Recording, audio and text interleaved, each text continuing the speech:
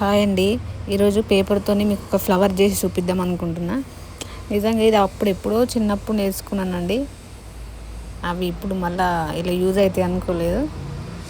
ఇట్లా ఒక 6 పేపర్స్ తీసుకోవాలి. దాని మధ్యలో ఫోల్డింగ్ చేసుకొని ఇటు సైడ్ అటు సైడ్ 2 సైడ్లో ఫోల్డింగ్ చేసుకోవాలి. ఫోల్డింగ్ చేసుకున్న తర్వాత మెల్లగా చేసుకోండి, ఎందుకంటే అక్కడిక్కడ కాకుండా మంచిగా స్లోగా చేసుకొని ఇలా వీడియోలో చూపించిన విధంగా చేసుకోండి. ఆ తర్వాత కొంచెం గమ్ము తీసుకొని అది ఊడిపోకుండా అతకబెట్టేసేయాలన్నమాట. ఇప్పుడు వీడియోలు చూపిస్తున్నా కదా, అలా అతకబెట్టిన తర్వాత చూడండి ఒకసారి.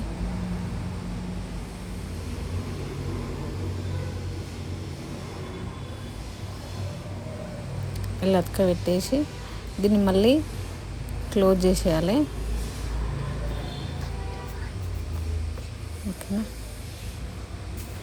ఇది ఇట్లా కొంచెం రఫ్ చేసినట్టు చేయండి, లేదంటే ఊడిపోతుంది మధ్యలో. మళ్ళీ ఇది లోపల అంటుకోపోతుంది. ఒకవేళ అతికింది అనుకో మళ్ళీ రాదు.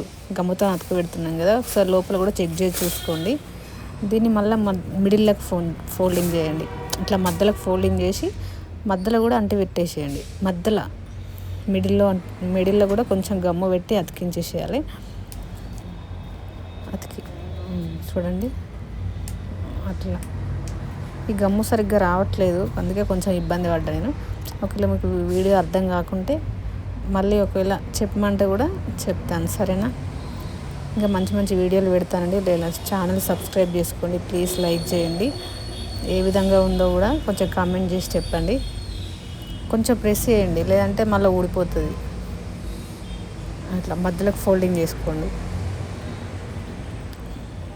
ఇలా రావాలి.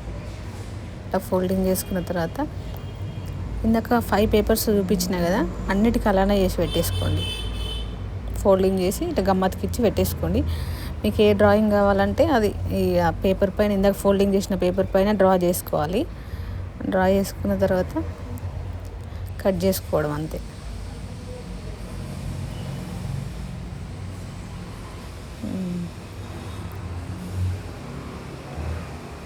కొంచెం అక్కడిక్కడ కాకుండా కొంచెం మనం దేనిపైన అయితే డ్రా చేసుకున్నామో సేమ్ దానిపైన ఉండే కట్ చేసుకొని పెట్టుకోండి.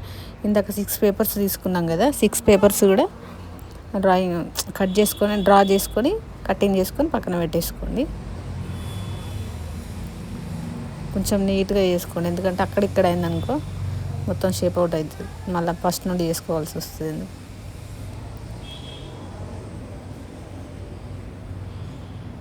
ఓకేనా,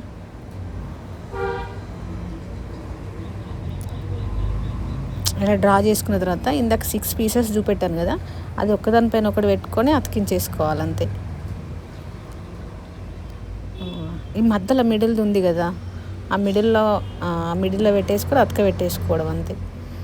గమ్ము పెట్టి ఒకటి చూపిస్తా చూడండి.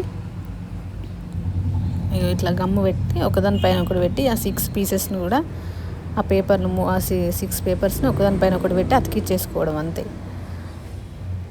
అది వెంటనే ఓపెన్ చేయకండి, ఎందుకంటే ఊడిపోతుంది. అది కొంచెం ఆరేదాకా ఉంచాలి, గమ్ ఆరాలి కదా. గమ్ ఆరిన తర్వాత ఓపెన్ చేసుకుంటే ఫ్లవర్ తయారైపోతుంది. కొంచెం స్టార్ టైప్లా మనం ఎట్లా డ్రాయింగ్ చేసుకుంటే అట్లనే వస్తుంది. గుర్తుందా అండి, ఇది చిన్నప్పుడు పెళ్ళిళ్ళలో పెట్టుతుండే. వైట్వి కాకుండా కలర్ ఇట్లా హ్యాంగ్ చేసి పెడుతుండే కదా. బాగుందా అండి ఫ్లవర్? మా అమ్మలమ్మ చూడండి, నేను వీడియోలో చూపిస్తుంటే ఎట్లా చూస్తుందా నన్ను. మా మమ్మీ ఏం చేస్తుందేమో అన్నట్టు చూస్తుంది. జర వీడియో నచ్చితే సబ్స్క్రైబ్ చేసుకోండి, ప్లీజ్ సబ్స్క్రైబ్ చేసుకోండి, ఛానల్ సపోర్ట్ చేయండి. ఇంకా మంచి మంచి వీడియోలు చూపిస్తానండి. రేపు హ్యాండ్ బ్యాగ్ చూపిస్తాను, క్లాత్తో హ్యాండ్ బ్యాగ్ ఎలా కుట్టాలని చూపిస్తాను. బాగుందా ఫ్లవర్? బాగుంటే మాత్రం ఒక లైక్ చేసి కామెంట్ చేయండి, సబ్స్క్రైబ్ చేసుకోండి ప్లీజ్.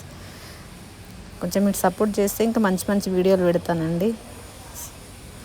వీడియో నచ్చితే సబ్స్క్రైబ్ చేసుకోండి.